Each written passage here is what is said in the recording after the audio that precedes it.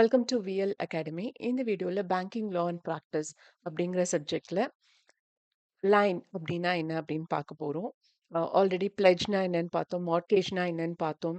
And அதோட types எல்லாமே videos நான் ஆல்ரெடி அப்லோட் பண்ணியிருக்கேன். அண்ட் இந்த வீடியோல லைன் அப்படின்னா என்ன அப்படின்னு பார்க்க போறோம். ஸோ ஃபர்ஸ்ட் வந்து அதோட மீனிங் அண்ட் டெஃபினிஷன் இது ரெண்டும் பார்த்துடலாம். மீனிங் வந்து a line is the right of a creditor, especially a banker, to retain possession of goods, securities, or property belonging to the debtor until the debt or obligation is fully discharged. இதுவும் வந்து pledge மாதிரியே தான். But என்ன அப்படின்னா, இதுவும் அதே மாதிரி தான். அதாவது என்ன, நம்ம ஒரு ப்ராப்பர்ட்டிய வச்சு நாம அமௌண்ட் வாங்குறோம். அந்த அமௌண்ட்ட திருப்பி பே பண்ற வரையும் அந்த ப்ராப்பர்ட்டியோட பொசிஷன் வந்து பேங்க் கிட்ட தான் இருக்கும். இது பேங்கிங் லா அப்படிங்கிறதுனால நம்ம யார்கிட்ட அடமானம் வைக்கிறோம்னா, பேங்க் கிட்ட நம்ம வைக்கிறோம். ஓகே. ஸோ த பேங்கர் தான் வந்து அதோட பொசிஷன் எடுத்திருப்பாங்க. They are the creditors. Okay. நாம அவங்களுக்கு காசு குடுக்கணும். அவங்க நமக்கு காசு குடுத்துருக்காங்க. அத நாம திருப்பி இன்ஸ்டால்மெண்ட்ஸ்ல நம்ம பே பண்ணுவோம். ஓகே.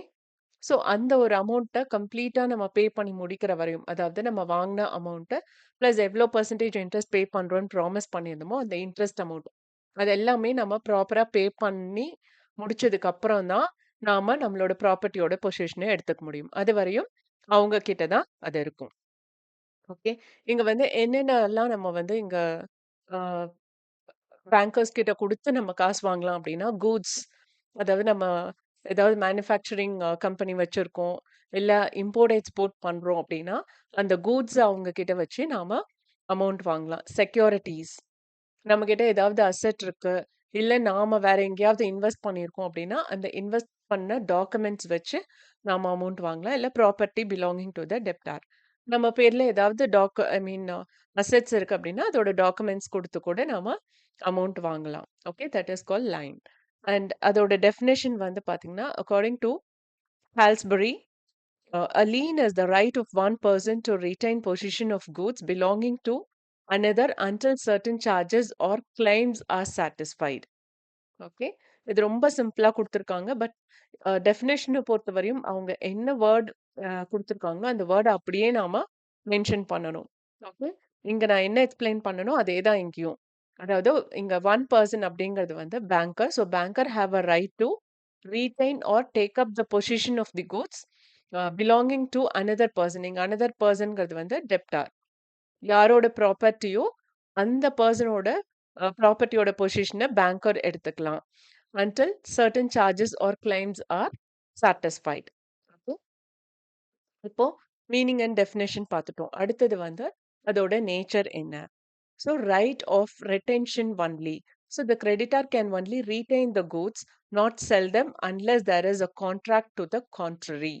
ஸோ கான்ட்ராக்ட்ல வந்து நீங்க விக்கலாம் அப்படின்னு போட்டிருந்ததுன்னா நீங்க விக்கலாம். இல்ல அத வந்து நீங்க ஹோல்டு பண்ணி வச்சிருக்கணுமே தவிர, அத விக்கக்கூடாதுன்னு mention பண்ணியிருந்ததுன்னா, they don't have rights to sell. ஓகேவா? அது பேஸ்ட் ஆன் த கான்ட்ராக்ட். இதுதான் வந்து மார்ட்கேஜ், பிளெட்ஜ்ல இருந்து இந்த லீன் அப்படிங்கிறது டிஃபர் ஆகுறது. Okay. Here both thing can happen based on the contract or based on the promise which has been mention in the contract. கான்ட்ராக்ட்ல என்ன மென்ஷன் பண்ணியிருக்கோ அதுக்கேத்த மாதிரி உங்க ரைட்ஸ் எடுத்துக்கலாம். And also possession is essential.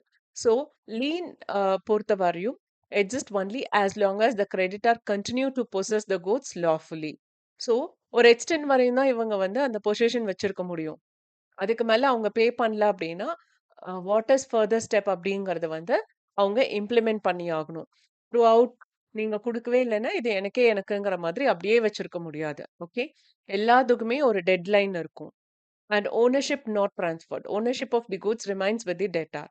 அதாவது என்னன்னா, அந்த டாக்குமெண்ட்ல அந்த ப்ராப்பர்ட்டி வந்து என்னோடது அப்படின்னு சொல்லி இருக்கும். ஸோ அந்த டாக்குமெண்ட் தான் அவங்க கைக்கு போகுமே தவிர, அந்த டாக்குமெண்ட்ல நேம் எல்லாம் சேஞ்ச் பண்ணி ஒரு ஃப்ரெஷ் டாக்குமெண்ட் ப்ரிப்பேர் பண்ணி அதுல சைன் பண்ணி குடுக்குறோம் அப்படின்னா, that is equivalent to sale. So அந்த மாதிரி கிடையாது. இப்ப நான் காசு வாங்குறேன். என்னோட டாக்குமெண்ட்ட நான் குடுக்குறேன்னா, அதுல அந்த அசெட் வந்து என் பேர்ல தான் இருக்குங்கிற மாதிரி இருக்கும். அந்த டாக்குமெண்ட் தான் உங்க கையில இருக்கும். ஏன் அது இருக்கும் அப்டின்னா, லேட்டர் ஸ்டேஜ் அந்த அசெட்ட வச்சு என்னால எதுவுமே பண்ண முடியாது. பிகாஸ் அதோட ஒரிஜினல் டாக்குமெண்ட் வச்சு தான் நான் எந்த ஒரு விஷயத்தையுமே பண்ண முடியும். ஓகே. ஸோ அதனால தான் உங்க டாக்குமெண்ட்ட வாங்கி வைக்கிறது. And also, implied rights. Lien generally arise by operation of law, not by agreement. So, இந்த லீன பொறுத்தவரையும் certain ரூல்ஸ் அண்ட் ரெகுலேஷன்ஸ் இருக்கு லீகலி. ஸோ, அதைத்தான் ஃபாலோ பண்ணுமே தவிர, நம்மளோட ஓன் கன்வீனியன்ட்டை எடுத்துக்க முடியாது. Okay, like any other thing. Extinguished on laws of possession. If possession is lost voluntarily, the lien is lost. Okay, இங்க வந்து possession is lostனா எப்படி லாஸ்ட் ஆகும்? So it means loss of position அப்படிங்கிறது வந்து இப்போ நான் வந்து உங்ககிட்ட இருந்து காசு வாங்கியிருக்கேன். என்னோட டாக்குமெண்ட்டை உங்க கையில குடுத்துருக்கேன். ஒன் ஸ்டேஜ் இந்த டாக்குமெண்ட்டை இந்தாங்க நீங்களே வச்சுக்கோங்க அப்படின்னா, லீன் அக்ரிமெண்ட்டும் க்ளோஸ் ஆயிடும். ஓகே.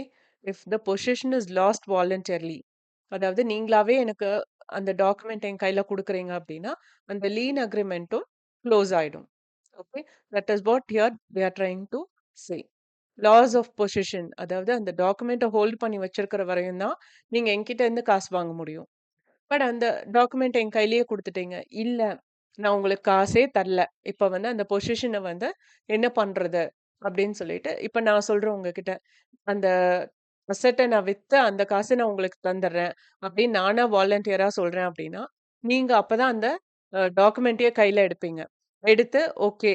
இத இந்த பெர்சனுக்கு வித்துட்டு, நீங்க வந்து எனக்கு அந்த அமௌண்ட்ட குடுத்துருங்க.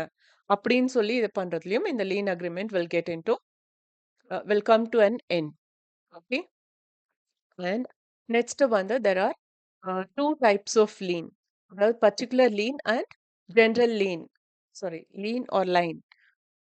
Actually, when I refer in a Google, they pronounced as line. So all of a sudden எனக்கு லீன் வந்துச்சு. ஸோ உங்க மேம் எப்படி ப்ரொனவுன்ஸ் பண்ண சொல்றாங்களோ அப்படி பண்ணிக்கோங்க. ஓகே. ஸோ பர்ட்டிகுலர் லைன் அப்படிங்கிறது வந்து right to retain goods only for charges related to those particular goods. அதாவது இப்ப என்கிட்ட வந்து ஒரு 5 கார் இருக்கு. ஓகே. அதுல நான் ஒரு கார மட்டும் ஒரு காரோட அந்த டாக்குமெண்ட்ஸ் மட்டும் உங்ககிட்ட குடுத்து நான் அமௌண்ட் வாங்கியிருக்கேன் அப்படின்னா, நீங்க வந்து என்ன பண்ணணும் அப்படின்னா, அந்த ஒரு காருக்கான டாக்குமெண்ட்டுக்கு எவ்வளோ அமௌண்ட் குடுக்க முடியுமோ, அந்த அமௌண்ட் மட்டும் குடுக்கணும். That is called particular line. Okay. Example, a tailor retaining a coat until stitching charges are paid. Okay. So, இப்ப வந்து நான் இதுதான் பெஸ்ட் எக்ஸாம்பிள். நான் வந்து துணி தைக்க குடுத்துருக்கேன் அப்படின்னா, அதுக்கான அமௌண்ட்ட பே பண்ற வரையும் நீங்க தெச்சு முடிச்சாலுமே அத நீங்களே வச்சுக்கலாம். Okay, so that is called particular line. General line, right to retain goods for the general balance of account. So இங்க வந்து என்னன்னா, right to retain goods for the general balance of account அப்படின்னா, like based on your credibility. அத வச்சு agreement போட்டிருக்கோம். Okay, நீங்க business run பண்றீங்க. So அந்த பிசினஸ் ஓட டாக்குமெண்ட்ஸ் என்கிட்ட குடுத்துட்டு நான் அதுக்கு அமௌண்ட் தரேன். அப்படின்னா, that is called general thing. அப்போ நாளைக்கு அமௌண்ட் தர முடியலங்கிறப்ப, அந்த பிசினஸ்ல நீங்க எத வேணாலும் எடுத்துக்கலாம். ஓகே. ஸோ இங்க available only for certain person. இது வந்து நான் பெஸ்ட் எக்ஸாம்பிளா பிசினஸ்ன்னு சொன்னேன். பட் இங்க வந்து சர்டன் பெர்சன்ஸ்க்கு மட்டும் தான் இந்த மாதிரியான லைன் அக்ரிமெண்ட் இஸ் அப்ளிகபிள். யாரு அப்படின்னு பார்த்தீங்கன்னா, பேங்கர்ஸ். பேங்கர்ஸ்னா பேங்கிங் பிசினஸ் பண்றவங்களுக்கு. ஸோ நெக்ஸ்ட் வந்து ஃபேக்டர்ஸ். ஃபேக்டர்ஸ்னா வந்து who work on behalf of the principal. அதாவது நான் ஒரு பொருளை உற்பத்தி பண்றேன். ஓகே. அதை நான் உங்ககிட்ட கொடுத்து அதை விற்க சொல்றேன். Okay. So you are selling on your own name. இப்போ ஃபார் எக்ஸாம்பிள் எதை எடுத்துக்கலாம்? இப்போ நான் வந்து செப்பல்ஸ் மேனுஃபேக்சர் பண்றேன்னு வச்சுக்கோங்களேன். நான் மேனுஃபேக்சர் பண்ணிருவேன். பட் அந்த செப்பல்ல வந்து யாரோட நேம் வைக்கணும் அப்படின்னா, ஏஜென்ட். அதாவது யார் அந்த செப்பல விற்க போறாங்களோ அவங்களோட கம்பெனி நேம் தான் நாங்க மென்ஷன் பண்ணுவேன். ஓகே. ஸோ அந்த மாதிரி இருக்கிறப்போ, லைக் இப்போ நெறைய நீங்க மேனுஃபேக்சரிங் வீடியோஸ் பார்த்தீங்கன்னா தெரியும்.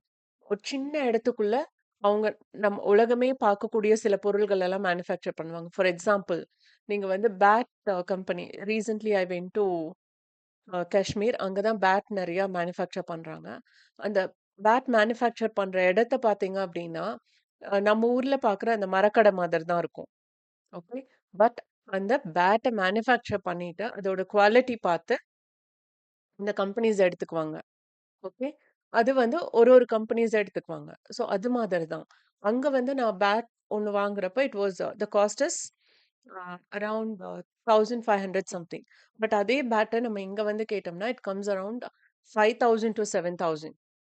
ஸோ அங்கருந்து ஒருத்தர்கிட்டயா அ கை மாறி இங்க வர்றப்போ நம்மளோட ரேட் அதிகமாகுது.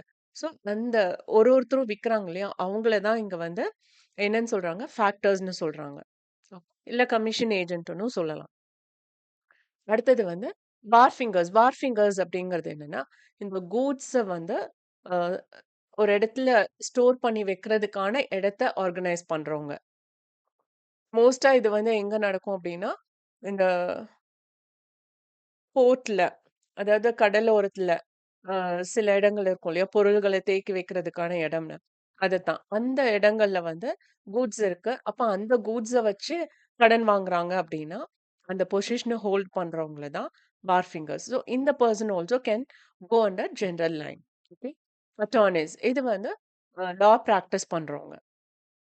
இது வந்து எப்படின்னா, இப்ப வந்து ஒரு பெரிய ஒரு பிக் ஷாட்க்கு அவங்க கேஸ் எடுத்து நடத்துறாங்க. Based on one a particular asset அப்டின்னா, அந்த அசெட்டோட டாக்குமெண்ட் வந்து லாயர் கிட்ட தான் இருக்கும். அந்த கேஸ் முடியிற வரையும் அவர் தான் அத ஹோல்ட் பண்ணுவாரு. ஓகே. அது மாதிரி தான். And next one is policy brokers. இது வந்து லைக் பாலிசி புரோக்கர்ஸ்னா என்ன? இந்த இன்சூரன்ஸ் ஏஜென்ட் அந்த மாதிரி ஆளுங்க.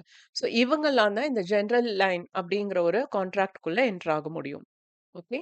ஸோ இதெல்லாம் நீங்க ஞாபகம் வச்சுக்கோங்க. சம்டைம்ஸ் உங்களுக்கு கன்டென்ட்டே கிடைக்கல அப்டின்னா, இந்த மாதிரியான பெர்சன்ஸ்க்கான எக்ஸ்ப்ளனேஷன்ஸ் கூட நீங்க குடுத்து பேஜஸ ஃபில் பண்ணலாம். தியரிய பொறுத்தவரையும், the content which you are giving அது வந்து இர்ரெலவென்ட்டா இல்லாம, இந்த டாபிக்கே ரெலவென்ட்டா இருக்கிற மாரி நீங்க எது குடுத்தாலும், you may get some mark. Okay. So அதனால தான் நான் உங்களுக்கு இதுக்கெல்லாம் இவ்ளோ டீட்டெயிலா எக்ஸ்ப்ளனேஷன்ஸ் குடுத்துட்டுருக்கேன். அண்ட் நெக்ஸ்ட் ஒன் இஸ் இப்போ டைப்ஸ் பார்த்துட்டோம். அடுத்தது வந்து பேங்கர்ஸ் லைன் அப்படின்னு ஒண்ணு இருக்கு. அது என்ன அப்படின்னு பார்த்தீங்கன்னா, bankers line is a general line. It allows a bank or to retain securities, documents and valuables of a customer for the general balance due from the customer. Features of bankers line என்ன அப்படின்னா, it is an implied pledge. It is also relevant to pledge and applicable to the same person. Securities deposited in the ordinary course of business and does not apply when goods are deposited for a specific purpose. Okay. அதாவது என்ன ஒரு கூட்ஸ வந்து specific பர்பஸ்க்காக pledge பண்றாங்க இல்ல குடுத்துட்டு காசு வாங்குறாங்க அப்படின்னா அது வந்து it will not get apply. Okay. அந்த ஸ்பெசிபிக் பர்பஸ் வந்து ப்ராப்பரான ரீசனா இருக்கணும். ஓகே. ஸோ அதனால இதெல்லாம் வந்து various features of this bankers lien. Okay. அடுத்தது வந்து பார்த்தீங்கன்னா, சில விஷயங்கள் வந்து இந்த லைன் அக்ரீமெண்ட்டுக்குள்ள வராது. என்ன அப்டின்னா, when goods are deposited for safe custody. நெறைய மிடில் கிளாஸ் பீப்பிள் வந்து நீங்க கேள்விப்பட்டிருப்பீங்க. நம்ம வந்து நகைய லாக்கர்ல வைக்கிறத விட அடமானத்துல வைக்கிறது தான் சேஃப்டி அப்டின்னு சொல்லி. நெறைய பிசினஸ் பீப்பிள் வந்து ஒரு ரொட்டேஷன்ல they will follow this. So அந்த மாதிரி இங்க வந்து ஒரு சேஃப்டி பர்ப்பஸ்க்காக you cannot create a line agreement. Okay. And when securities are deposited for a specific purpose. So இங்க வந்து ஸ்பெசிஃபிக் பர்ப்பஸ் அப்படிங்கிறது என்னங்கிறத நம்ம ஸோ இங்க ஸ்பெசிஃபிக் பர்ப்பஸ் அப்படின்னா, இப்போ ஃபார் எக்ஸாம்பிள் நம்ம ஹோம் லோன் எடுக்கிறோம்னு வச்சுக்கோங்களேன். ஹோம் லோனுங்கிறது என்னது? நம்ம லோன் அமௌண்ட்ட வாங்கி வீடு தான் கட்டணுமே தவிர, அத தவிர்த்து நம்ம வேற எதுவுமே பண்ணக்கூடாது. ஓகே. அது மாதிரி தான் இங்கேயும் வந்து when securities are deposited for a specific purpose அந்த ஒரு விஷயத்த மட்டும் தான் பண்ணணும். இல்ல எனக்கு வேற இடத்துல கடன் இருக்கு. அத கட்டுறதுக்காக நான் வந்து இங்க ஹோம் லோன் வாங்குறேன் அப்படின்னா, தட் இஸ் நாட் அப்ளிகபிள். அதுதான் இங்க வந்து சொல்றாங்க. And when there is an express contract inconsistent with line. So express contract அப்படின்னா என்னன்னா, லைக் என்ன சொல்றது? இப்போ நான் வந்து உங்களுக்கு ஒரு டாக்குமெண்ட் தரேன். இல்ல நீங்க வந்து ஒரு ட்ரஸ்ட் வர்த்தில நீங்க ஒரு லைன் அக்ரீமெண்ட் போட்டீங்க. ஓகே. அதுக்கப்புறம் நான் அந்த ட்ரஸ்ட்ட கீப் அப் பண்ணல அப்படிங்கிறதுக்காக, நான் ஒரு ஃபிக்ஸட் டெபாசிட் போட்டிருப்பேன் உங்க பேங்க்ல. உடனே நான் அந்த அமௌண்ட்ட எடுத்து இந்த லைன் அக்ரீமெண்ட்ட க்ளோஸ் பண்றேன் அப்படின்னா, தட் இஸ் நாட் பாசிபிள். ஏன்னா எப்படி ஒரு பேங்க்குக்கு வந்து நான் ப்ராப்பரா பே பண்ணல அப்படிங்கிற பட்சத்துல என்னென்ன விஷயங்கள், என்னென்ன ரைட்ஸ் அவங்களுக்கு இருக்குதோ, அதே மாதிரி கடன் வாங்கின எனக்கும் சில ரைட்ஸ் இருக்கும். அத ப்ராப்பரா அக்ரீமெண்ட்ல மென்ஷன் பண்ணியிருந்தா, அதாவது என்னன்னா, என்கிட்ட இருக்கிற அனதர் பேங்க் பேலன்ஸ் எடுத்து இந்த லைன பேலன்ஸ் பண்றது அப்படிங்கிறது என்னோட அக்ரீமெண்ட்ல எழுதியிருந்தா மட்டும் தான் the bank can do that. இல்லைன்னா அத பண்ண முடியாது. which will not come under line agreement. Okay. When possession is obtained illegally. So, நான் ஒரு இதுல சொல்லிட்டேன். இந்தாங்க டாக்குமெண்ட் எனக்கு காசு கொடுங்கன்னு சொல்லிட்டேன்.